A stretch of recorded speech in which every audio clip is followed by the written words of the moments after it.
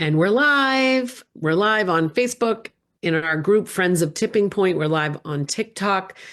I am super excited to be chatting with you today with Shannon, who is I'm going to have you help me introduce you, Shannon.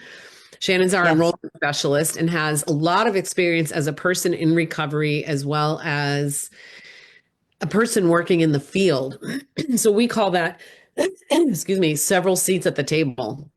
Shannon, you have several seats at the table. definitely. Yeah. So I have 11 and a half years of recovery from drugs and alcohol after many years. I would say probably like 20 years of on and off trying to get sober, stints of sobriety. I wouldn't even say it was just not using. I didn't have like proper program or support or anything. It was just like white knuckling it. And Mm. so lots of stops and starts, stops and starts. Um I was working when I got out of college, I was working as a domestic violence counselor and doing drug and alcohol intervention specialist work with teens and um, women in recovery houses. So, and then was in relationships with people who had substance abuse disorder. So I've been in all of the different places. Mm. Yeah. So let me just outline this interview for people. 2 days ago, Shannon interviewed me on why and how Tipping Point started and what I noticed that caused me to start Tipping Point Recovery. And it was a lot of cracks in the system. It was the family being ignored. Watch that interview if you haven't seen it. It'll be up on YouTube sometime today, and it's also in our Facebook group. This conversation is for Shannon's experience, both as a person in recovery and working in the field. Prior to coming to Tipping Point, Shannon has experience from inside the system, showing the brokenness of the system. And we want you to hear what we've learned because Shannon has her experience, I have mine. We put them together. And what our goal is, our dual mission, the two of us, is to help families make the connection to why this methodology helps those broken cracks and empowers you. So let's get into it. Shannon, you've got a lot of experience, right? What were some of the most shocking things you saw when working inside treatment centers and recovery houses?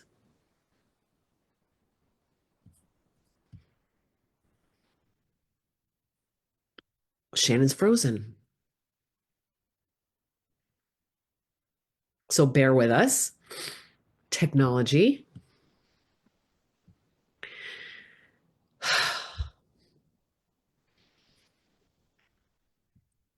Welcome. If you, oh, there you are. There's another bad storm. Okay, I'm back. I love it. I love it. I don't know where you uh, froze up. I don't know where you froze up, so, but yeah. should I ask you the first question? Yes, please. All right, you ready? Yes. And this, what I love about this is at Tipping Point, we are super genuine. We're real people on a path of recovery, and we have created a methodology that empowers families to be the filler for those cracks in the system. And we're real, and and Shannon's in a storm, and she just froze. So we're going to restart. I'm glad you're with us. Shannon, what were some of the most shocking things you saw when you worked inside treatment centers and recovery houses? Yeah. So, one of the biggest things that was just really difficult to see was the lack of support that the families had, the siblings had, aunts and uncles, grandparents, because I was working in intensive outpatient with teenage girls, and then I worked in a that they would go to work during the day and then they would come back home at night, and then sometimes they would go see their parents like once they were further along into their recovery and their treatment. And it was heart-wrenching to watch them get all these tools, and they had changed so much in treatment, and then they would go home for the weekend, and their families didn't really know how to interact with them, so they would come back to treatment. They had relapsed. They would come back in just shambles, like emotionally distraught, because their families didn't have the tools. The girls and the kids were coming and they were learning all of these tools and these new strategies, and how not to like how to resist peer pressure and like what to say. And then they were going home to their families where they didn't have any help. And so a lot of the families wanted help, but we just at the programs that I was working in, we didn't have that level of care. We didn't have that level of support. And it was basically, so 12 step is just so baked into these programs. And so it was go to Al-Anon. That was pretty much it, right? Like, so the parents weren't getting any sort of actual strategies or new tools like the kids were getting. They were getting new strategies, new tools, new ways of being and communicating. And then the parents didn't have a place to process their grief and their frustration and their resentments and their fear. And so there was so much of, okay, like now what? Like my child is coming home a completely different person. Like, and I don't know how to interact with them anymore. And so that's what, that was a huge part that was missing from those programs. Don't know how to interact with them anymore, and also filled with feelings, Yeah. right? Of all that just happened, the trauma, especially in this case, you're describing most of them were parents, right? Mm-hmm. And so parents are filled with fear and confusion and maybe anger and hurt, and that's not a place to respond from. Right. Well, and the kids were feeling feelings probably for the first time, maybe ever, right? No substances. I No mean, I numbing remember when out. I was using it, like the point of using was so that I didn't feel anything. And when you get sober, you have these rush of like emotions that your body literally doesn't know how to handle because you were using substances to self-regulate and to And self-medicate. you're basically emotionally the age you were when you started using. Yes. So you Yes. might be 18 or 20, but you're 12. I mean, I was 34 and yeah, 12 essentially. And so there's this like huge gap of emotional maturity and development that has to happen. Hmm. Wow. Why do you think it has taken, or the system hasn't evolved ever? The treatment system, the way the world approaches addiction. Yeah. So from what I saw, I mean, and still, it's just, it's shocking that I've been out of this work. I mean, I left social services, what, in like, I don't know, maybe 2008 or so, nine, maybe around then, a little sooner than that. And it's just shocking that in 2025 that literally nothing's changed. And I think that the blueprint for treatment and recovery was set with the 12 steps. It's baked into the court system, it's baked into the treatment system. It's just, this is how you do it. And it didn't evolve past that. And the treatment system, it hasn't been working this entire time. It's not like it worked wonders and all of a sudden it failed. Like it literally hasn't worked this whole time. But there's so much stigma around addiction that there's still this belief that it's a moral failing, that if they would just have more, like self control, that they're choosing to pick. Like there's just so many moral things that are put onto people who are using. And I would say, I think that most of the treatment centers, are doing the best that they can with all of the funding or lack of funding that is and isn't coming in. And, but it's focused on the person who is struggling. And there's rarely any sort of substantial focus on the family. Maybe it's just like one group a week of family peer stuff, but they're not actually getting any tools. And in my opinion, it doesn't make sense that we're sending these people away, sending our loved ones away, expecting them to change and sort yourself out, but we're not doing anything. We don't have any support, right? And then they're released back into our homes or into society, a changed person, but then literally nothing else around them has changed. And Yeah. so they're coming back into the same, it's like, I mean, the analogy just came back of like a fish is being like put back into like a dirty aquarium, right? Like it went and swam and like had fresh water and then it's getting like dumped back into the like dirty water when we could have all been doing recovery and getting new tools and learning new ways of communicating and being with one another. cleaning the water. I've used the garden analogy, taking a sick plant out and putting it back in the garden. Let's just pause for a Yeah. minute though. And any family watching us, initially when I started this work, I was like, that's kind of mean to say you're a sick, dirty tank. But I realized by not telling the truth that the family's become unwell, I was contributing to the problem. I was complicit. If I personally felt like we're complicit if we're not identifying, yeah, your tank's become corroded because of your fear, confusion, and doubt. So I think what I'm hearing as you're talking is we're not even acknowledging that addiction's a family disease, yet we all say it. We say addiction's a family disease, and then nothing gets done about that. Right. And like, how much pressure is that are we putting on our addicted loved one of like, this is a you thing, you sort your shit out, and then we're just going to be here waiting for you, but we've not done any work either, whether it's willingly or it's just like not. And people like don't know how needed this is until they find us. They've tried all of the things and they're like, it's not working. Like all of the things we've done, it's not working. It's like, well, yeah, it's not working because there's huge component is missing. I've got to drop in this one thing as a tip because I think at this point in the conversation, the one thing you can do to change all of that immediately, because if you're listening to Shannon, you're feeling like, yep, yep, yep, yep, yep. I want to give one really practical thing. Go to your loved one today and say, I need to recover from the family disease of addiction. Just own it to them. Tell them today's your recovery, your sobriety date, and you're going to get emotionally sober from the effects of addiction. Like start right now. So we'll get back to hearing Shannon's experience, but I had to just drop that in. That's how you start. You start by saying, I've become sick. That's it. It's that simple. And you say that to your loved one and they're going to be kind of surprised because it's probably not how you're talking to them right now. And it's so powerful too, because I mean, one of the things that like I pride myself on is that I would never ask a partner to do something that I'm not willing to do. Right. And so if like we're asking our loved ones to go to treatment and to get better and to look at their behavior and look how they're communicating, but I'm not willing to do that, there's a disconnect. Yeah, I think, yeah. Well, so this next question is going to get into it. When Mm-hmm. families reach out to you here at Tipping Point, you're often the first point of contact. What are they typically dealing with? What are their biggest fears? What are they feeling?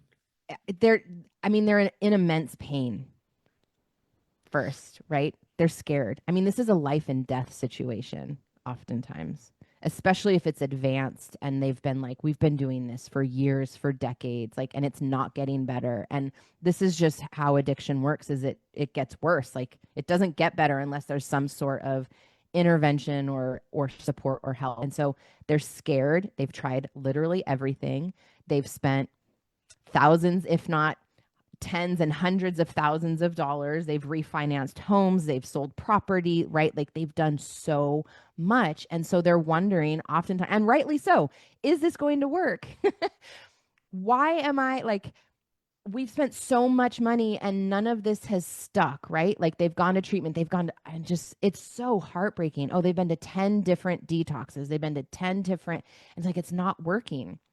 And so there's a lot of fear and doubt, and a lot of people too are like, this is not my problem. Like and so there's like some resentment where it's, this is their problem. Why do I have to go through my own recovery? Why do I have to be here? Why do I have to do this work when this is a them problem? And it's like, Hmm. it's a unit, like it's a family unit problem. And whether it's family, and use this interchangeably, like it could be friends, it could be extended relatives, it could be, chosen family. So it's this unit, but the support system. So if one person in the unit is struggling, then the whole actually struggling. Hmm. So it's really needing to identify that you've become unwell. I want to go back to something you said. They've tried everything and they've spent. It's so sad to me how much money people are pouring at what they think is helping. And I don't know how to describe this because it's almost like I'm seeing from a high level in my mind. We've tried everything except recovering the family. Yeah. You haven't tried recovering the family if you're not here, because I don't know where else you can do this at this point. I wish you could. Um, what they've tried has been going to this treatment or that treatment or trying to get them to stay in a sober house, or like you think you've tried everything, but it really isn't, because the Mhm. one thing that hasn't happened yet is the family system has not recovered. Yeah. How does the current system keep families stuck in this shame, confusion, and silence? hmm Yeah, I mean, it's more of just like what I had been talking about, which is like it's basically send the loved one to treatment, wait for them to finish. Let's hope that they stay the whole time, Because that's all that's needed. right? Maybe they'll go to some recovery or Al Anon meetings and then hope for the best. There's no plan, there's no strategy. They don't have any new tools to use when issues come up because, obviously they're going to come up. Hey, can I borrow money? Can you get me an Uber? Oh, I don't have rent. Right? Or they're like, hey, can you hook this phone up for me? Like there's so many different things. And so they also don't know how to de-escalate conversations because they're operating from their old system. And their loved one basically had an upgrade at treatment. So now they have a new operating system, a new way of functioning. That the family isn't aware of what it looks like. Correct. And they're operating from their old operating system and they're not compatible. I mean, we know what happens like if you have a stupid iPhone and you upgrade but this didn't get upgraded, your whole phone crashes. So, Hmm. and this is what I love about boot camp is that it gives families tools and strategies and literal things to say. Like when you created that, Kate created this really amazing 14-page disarming statement guide that you get when you join boot camp. But it's essentially like, it's so easy to operate from reactivity and old triggers and old wounds. And so it's a guide of like, okay, I know you want to say this, but really, what's going to de escalate this situation and disarm and like stop things in its tracks? Say this instead. And so this is basically like you're getting a new operating system and it takes time. Like we know what happens when we get our new iPhones and we're like, oh, I hate this. I don't know where to find this thing. And like the calendar's messed up and I hate this new thing. But you eventually might take a couple of weeks, right? But eventually you're like, oh, it's not so bad. Like I know where to find everything now. But it's Hmm. that adjustment period. And so again, like the family, and of course, like the family has their own grief and fear and frustrations and resentments and there's just so much emotion. It's like a Tasmanian devil, right? Of like, and we have to, you have to know how to diffuse these situations and have boundaries and uphold boundaries. And so, Hmm. yeah, I when you can don't have this available, I mean, it just keeps you stuck in that old operating system. I can see how excited you were when you found Tipping Point and you were coming in, because you lived this in your own personal journey and then you worked Mm-hmm. in it and you saw these holes, and then you meet me, we start talking and you see this solution and you're just like, "Oh my God, Just you brilliant. just need to plug this in." The thing I want to highlight of what you just shared was, I encourage people to say this. I thought I had tried everything. What I haven't tried is recovering myself. There is no plan and there's no strategy except for them going to do a thing. And that's not a plan and strategy because it's a Mm-hmm. family system issue. So work on that reframe would be what I'd say to anybody watching this, because I want to give you what you can do, and that's what you can do. Mm-hmm. Why is it so hard for families to find real help? Well, you don't know what you don't know. So people don't know that they need this until they come to us and they're like, oh, I get it now. Like once they get into our Facebook group and once they get into boot camp and they're, a couple weeks in and they're like, oh, I get it. Like I see how me showing up impacts how they're showing up, how my response to their Tasmanian devil coming through the house, right? Like how that is escalating things. And, some clients come to us skeptical, which is rightly so because what they've gone through and But once they get into boot camp and they hear you explain the Dear Family method and the framework, and they can talk to Mike and Corey on the Monday calls, they have access to the intervention team. And that is when things start to click because they have professional support, not just peers patting them on the back and, commiserating and sharing stories. They actually have like intervention support. And so it's just not talked about. Like it's not, it's really overlooked. The old system, it's broken, but no one's fixing it until now. Well, yeah. So you're saying it's hard for them to find real help because it's not there, but there's also Yeah. a blind spot for families not realizing. And like you said, even people that come into our live experience being with our professional team, which is we call boot camp, in the first couple of weeks, they're like, oh, even people that enroll still realize they haven't been able to see. You can't see the label from inside the jar. Someone's saying something on TikTok, heading to treatment on Saturday. And what Mm, Shannon and I want to tell someone, first of all, is kudos. That's why I gave a thumbs up when you were talking. This person's heading to treatment on Saturday. And what's our message to them for their family? mm,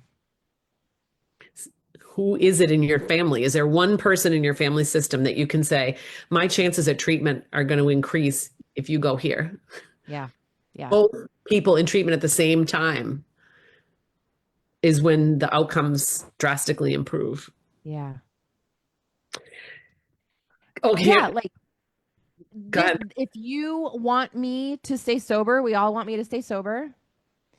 I will have a better chance of that happening if you also get support to learn how to support me through this process. And when I come home and to learn and to self-identify how my disease has impacted you. And when the family goes off and does that in their own group, then they're not going to dump it on you, which I get why they want to dump it on you because they're just so frustrated. Yeah. So great. Next question. Can you talk about the emotional toll it takes on families who are navigating this alone? Yeah. The stories that we hear are just heartbreaking, right? Like you said, like I'm the first contact a lot of our families have. So we'll have a connection call or we'll move into a consultation about our programs. And just hearing about the emotional and mental and physical and the financial toll. So like like that's huge, right? But it like family members who they can't sleep. They haven't slept well in months or years because they're so worried about their loved one who just got their license back. And they're like, I'm scared they're going to kill themselves or somebody else. And the anxiety and like this, it ruins relationships. It ruins marriages. It ruins family. Like addiction ruins families in just so many different ways. Mm, And any other disease or medical crisis typically brings families together, right? And this is one thing that I was talking about in 2001 when I started this work was like this is the one disease and the one family situation that will just destroy a family. mm, Whereas if someone has cancer, it brings everyone together and they're rallying, right? And they're all wearing ribbons and colors and like, we got this, we're a team, like there's support, there's camaraderie, there's healing in that. And this just is like a grenade. And so it's lonely and it's stigmatizing even within families, right? Like your uncle's got some shit to say about what you should do with your kid, and then your mom has things to say, right? And there's lots of judgment still, and it's just so stigmatized. And so having a place where there are other families around who are going through similar things and also the trained professional piece, mm, not just peers, but the train like that is what I came on to Tipping Point because yes, there's value in peer support, but the professional support is hands down what's missing. That coaching, the strategies, right? Like the interventionists that because what I was thinking about when we were going through these questions, and it's like, imagine if your loved one just went to treatment and it was just a bunch of peers Mm. There weren't any interventionists, there weren't any medical professionals. It was just a bunch of peers. That's going to go, that's that's probably not going to end well. Right? Like No because facilitators, no educators. yeah, right? Like that I just can imagine. Like it's just a matter of time before it all goes to shit, right? And so what they need is they need professionals. They need that higher level. They need people who've studied this. They need people who have protocols and strategies and think, right? Like they need these Yeah. professional Yeah. tools. Shelley's pointing out that the peer support at Tipping Point is completely different than peer support in other support groups. Tell And me more. I'm curious. Yeah, I'd love you to Yeah. say how you think it's different, Shelley. What comes to mind for me is what's different here. And this was really important to me when we opened the Facebook group is the peer support is from people who are working a proven program. Yes. And so the peer support is not, you should leave him or kick him out. It's not based on their own experience. It's based on a framework, a proven Yeah. framework. We help each other with strategies that work. Yeah. So Yep. they're working a program, a proven program. It's Mm. different advice. It's like, I mean, what just came to Mhm. mind too is like when I have a problem, because I've been in the coaching industry for 10 years. So most of my friends are coaches. I get very different advice from coach friends, obviously, than people who aren't in the industry. Friends. Yeah, Yeah. like normal friends. We talk differently. We have a different mindset. We have different tools. We have decades, years and years of reading and training and education, right? And so the advice, it might be peer advice, but it's going to be a higher level peer advice. Right. In our advanced program, we actually teach people what questions to ask each other to help each other move forward rather than just give feedback. There are ways we can support each other. For example, if somebody's complaining or venting, we can ask them, what do you most need right now? Do you want to be held or do you want a strategy? And Because that's like normal people don't ask no, that. Like that's not no, like a normal, right? And I love that because they're getting coaching tools and you learn how to coach yourself. And right. that is like Change, game changer. absolutely, Mhm. absolutely.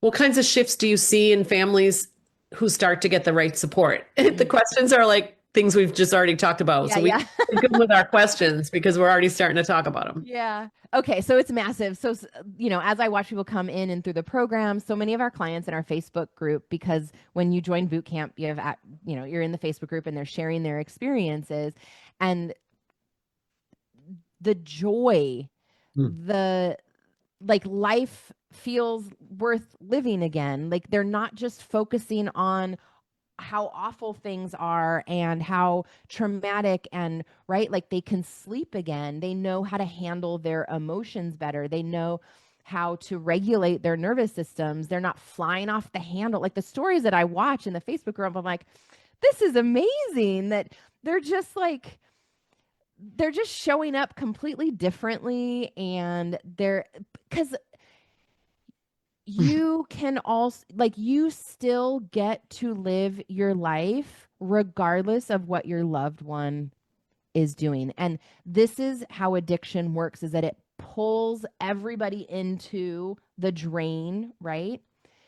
And you have to do something to pull yourself out of it because you still deserve to live. Like you still deserve to feel joy and sleep well and not feel like this is consuming your entire life. And as I watch the people in the group talk about how the fog's been cleared and they can see their loved one that they're sick and that they're operating from this sick lens, and so they have more compassion and more empathy, but they also have more tool. They're like, I see why I need boundaries now more than ever. Yes, they're sick. I'm not talking to a fully healthy functioning human being. Like it's my daughter's body, but I'm not talking to her, I'm talking to her addiction. And so it's more important than ever that I have boundaries and uphold these boundaries. Yeah. I I am the drain analogy. I feel like in a lot when you're sharing, I just get these images in my mind and I feel like we're pulling people out of the drain. Um, yeah, because we're slipping down. We're slipping down. It's Yeah. possible to feel joy and peace in the midst of chaos, says Mm-hmm. Shelley. I just think about how much pain could have been prevented if my family had a space like this. Mm-hmm. We didn't need another support group where people vented. My kids didn't need to be in that kind of support group, but they needed guidance. They needed a plan. They needed somebody to say, hey, your mom's sick. You're not crazy. Come on over here. Come into Mm-hmm. boot camp. Mm-hmm. Mm-hmm. What would you say is missing from the current recovery model that Tipping Point is filling? I mean, literally everything we've been talking about today. No. And then I interviewed Kate last or on Tuesday. So if you haven't seen that, go watch that as well. But yeah, I mean, the tools, the coaching, the new strategies, the mindset, learning how to manage and regulate your nervous system. I think that's really new for a lot of people. Um,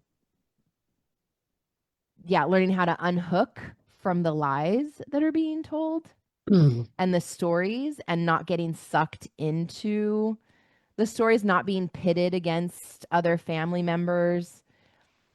What I see over and over and over again is the boundary setting, but then how to uphold. It's one thing like, oh yeah, I have boundaries. Okay, so like then what are the consequences if they cross that boundary? And this is where people are like, oh, I'm not very good at that part, which a lot of us aren't, right? Like we have good intentions and we set these boundaries, but then we don't know how to uphold them without feeling guilty, without, right? Because they're going to have, our loved ones are going to have opinions about it and they're probably going to, call us names and be really upset. And then we have feelings that we have to manage to lovingly hold a boundary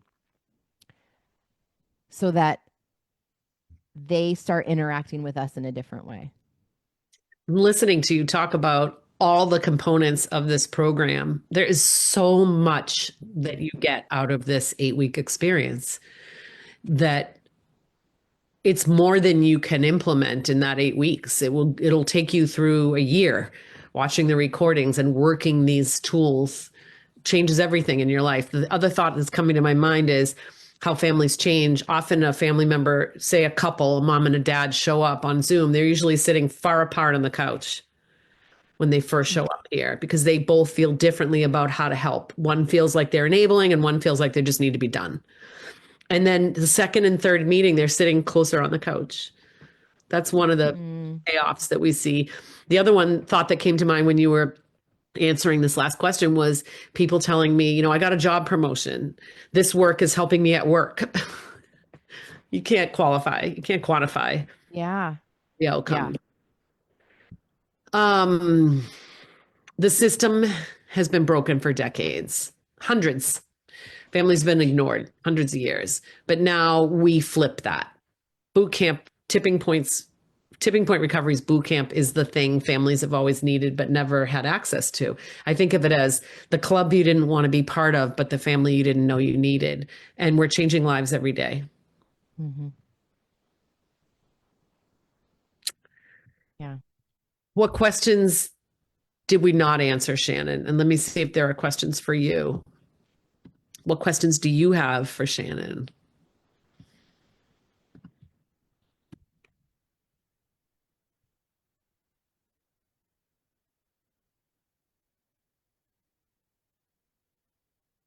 Um,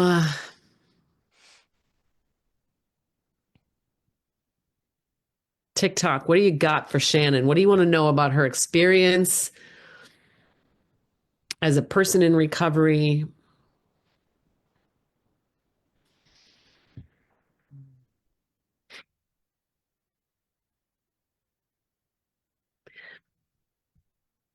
First of all, Shannon, we should drop the link here. Oh, that's smart. And yep, we'll drop the link here for people that want to come into boot camp. And let's talk a little bit about what is boot camp. When you first come, let's go back and forth with this, Shannon, right? Because we both Yeah. know a thing or two about it. There's several components. And by the way, I think what's important to say is we have been iterating this offer for 5 years. And we found all the components. So what I did is I tried this, I tried that. We ran this program, that program, 8 weeks, 4 weeks, 12 weeks. And we came up with, because I'm about outcomes, we came up with exactly, and a couple of questions are coming in. We came up with exactly the components that get the results that we want, which is eyes wide open, clarity, tools, complete shift onto a new path. And so, what are those components? You need to be in a recovery meeting with other people, and you need to be listening to alcoholics recover. So, that's one of the meetings, Mm, a wide open recovery meeting. You need to be taking these teachings. And by the way, in this one interview, there were probably 20 teachings, statements that are like mindset or a reframe or understanding addiction or understanding the family disease. And you need to study those because you have blocks to some of the teachings. And I wish I could just give you the teaching and it could integrate into your body and your actions. And it doesn't work that way. So one of the calls is a peer study group that's designed to unpack these teachings. And when you listen to other people who are further along these teachings unpacking, you again, you can't see the label from inside the jar. So you get outside of the jar and you start listening to each other. That call's powerful. mm, And then on Mondays, you meet with one of our interventionists and you submit questions ahead of time. That's where you get your personal, custom, private advice on how to handle sometimes it happens in real time. So often on the coaching call, people are like, my son just texted me right now. My husband just walked in drunk. And we coach you right in that moment with what to do differently. And and we all just sit there with goosebumps and tears. That happens quite a bit. mhm, So those are some of the components. Let's see what these questions are. My daughter has bipolar disorder, is semi-homeless, and opioid addiction. It's been over 5 years, and I feel useless other than just continuing to show love. Any advice? How would you answer that, Shannon? mm. There's a lot. I mean, first of all, like Borderline. these Thank are the you. story. Yeah, these are the stories that are just like so hard to hear, right? And so many come to us where there is like this hopelessness and Yeah. What I want for this person to do is get professional advice, and you would do that in the Monday call of boot camp. I mm, also want you to, there's many families, by the way. I would say that 100% of the families here have some form of mental health diagnosis in addition to, thanks for bringing that up, because sometimes people think this is just substances. Almost all, if not all, substance problems come from a mental health. And the diagnoses are often confusing. How do you diagnose someone that's using? Sometimes these diagnoses aren't accurate because someone needs to really be clean for a good 90 days before a diagnosis can come in that is clean, that is accurate. So our professionals that are on the Monday night call would give you some real advice. So I don't have that for you over live. I'm really careful over lives or DMs. I'm not going to advise people. um, but that's why we have that live call. That's why we established boot camp, because people need direct access to experts, and that's what you get through this experience. So that would be my number one advice, is for you to get advice from us live in real time. And then because you need a plan. You need a mhm, plan for what to do if she goes to treatment and how to support her after. And you need a plan for what to do if she doesn't go to treatment. mhm. It took you years to understand. Yeah. And your daughter's borderline personality is unique, right? And your family system is unique. Shannon, Shelley would like to know, what was your tipping point to getting well? Oh, um, I was a blackout drinker and was there were I kind of like lived I was a very high functioning user and binge drinker, and so you wouldn't know, like when people hear my story they're like, we had literally no idea, but what was happening when I was drinking was not good. And so I was passing out in public, passing out on buses, um passed out at the one of the big straws was I passed out on the side of the road at a bus stop. That's pretty dangerous. And I was What living in the happened? Cayman Islands. What was that? What happened when that happened? You passed out at a. Yeah, I mean, I woke up and stumbled back to the bar and called my friend and was like, yeah, I mean, it was like pitch black, like I could have been picked up. And I heard stories because I was living in the Cayman Islands at that time and I was a waitress. So you got to drink while you were working. And heard stories of women just never being seen again, like just disappearing into nothing. And that was like a huge wake up call. And there were a couple, instances after that, but that was like the big, like, what the hell? And I was 30 when I was 34. I was like, this is not going to end well. Let me ask a follow-up question, and then we Yeah. actually let me pause. Somebody's saying, "How do I join the Monday night call and boot camp?" So if you're on Mhm. TikTok and you're not in the Facebook group yet, the fastest way to join is to go to tippingpointrecovery.com. Tippingpointrecovery.com. Right on the homepage at the very top, it says "Get started." Go there right now and jump in, and we will reach out for you as soon as we see you registered to welcome you and get a little more information about your family system. So thank Mhm. you for asking that. Tippingpointrecovery.com, right on the homepage, get started. If you're in the Facebook group, the link is right here under the live. So jump in, let us welcome you. We will, somebody says, okay, be right back. She's hopefully coming in. Amazing. We are going to wrap our arms around you. Um, I was going to ask the follow-up question, Shannon, to Mhm. your being blacked out at that. Were there family members that were softening the experience for you? Nobody knew. Nobody knew. So nobody was softening the experience for you. What would have happened if they softened the experience for you? Scooped you up, gave you chicken noodle soup. I don't even mean to sound flippant. Right. I don't mean to sound flippant, but sometimes we soften the experience for people because we, as family members, can't Right. handle it. If I were your mom, Yeah. I wanted to be holding you. Right. Right. And so I do you mean, think that would have it would have delayed? for sure prolonged it. Like c- my family dynamics are very rough where I'm estranged and so didn't have much contact and nobody really I kept it very hidden, even friends. And so I felt the brunt of what I was doing. I've been fired from jobs. Um yeah, like pulled over but never arrested. So I felt the things and they were never cushioned. But if Mm. any of that had been cushioned, I imagine like why would I quit? Yeah. Right? Like if someone was paying my if Rent. someone was paying my rent Right. and I mean to be honest, this did happen where I was still getting money and my like the money that I was making from my job was going to buying drugs for the rave on the weekend, Hmm. right? So, That was my experience. And I want to wow. make a really important point right here. You could take the implication of what we're saying to mean don't pay this, don't do this, and don't soften it. We are implying that. And I'm also saying very strongly do this with a plan.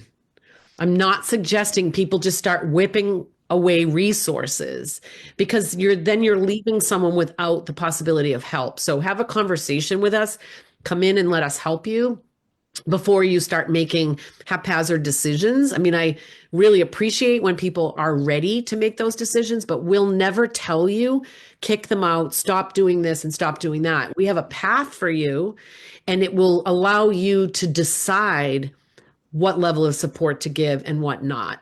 You have to own this. So that's just always a caveat I want to add in that. However, we will say we've never interviewed a recovering person who didn't say, when my family stopped this kind of support, it gave me an opportunity to see things in a new way that ultimately led to my getting better.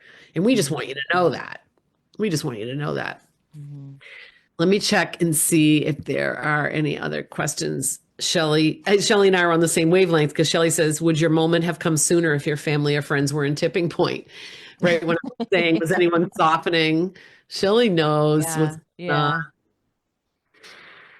Well, I mean, too, my so because I was young. I mean, I was young when I was getting sober, and I was a hairstylist, and I was in the restaurant industry. So there are two very well known industries where Wow. lots of drinking and cocaine exist, lots of drug use. And so we surround ourselves with other people who are doing what we're doing or worse. So then that way I can like, so I was like, well, I don't drink as much as that person. I don't do as many drugs as that person. So I'm actually fine. Or I have a good job. I have a nice car. I have my own apartment. So I'm not as bad as those people.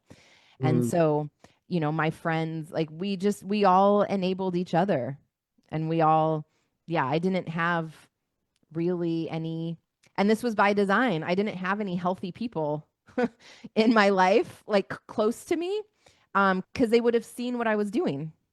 mm. Thank you so, so much. Any closing words from you? I just, it's just been such a great opportunity, and just like, seeing the work that you're doing, the movement that you're creating, the stories of the people who've joined the programs and our community, and just um, the hope that, like, going from hopeless to seeing, the clouds are parting and they can see the sun again, and just how rewarding that is to watch people feel like they're coming back to life Mm. after being so impacted by addiction and substance use. And so just welcoming everyone in. If you want to have a conversation with me, now you can put a face to the name and the voice and the emails. And so, yeah, I'm just happy to have conversations with anyone who's interested. Yeah, let's tell people how to do that. So again, I'm just going to repeat tippingpointrecovery.com. Right on the homepage, it says get started. That's a direct access to enrolling in this 8-week experience that will literally change everything for you. If you want to hook up with Shannon one-on-one, if you want to meet with her over Zoom, email her at connect@tippingpointrecovery.com. Connect@tippingpointrecovery.com. And everybody have an awesome rest of your day. Thanks for being part of the conversation. And we will see you soon.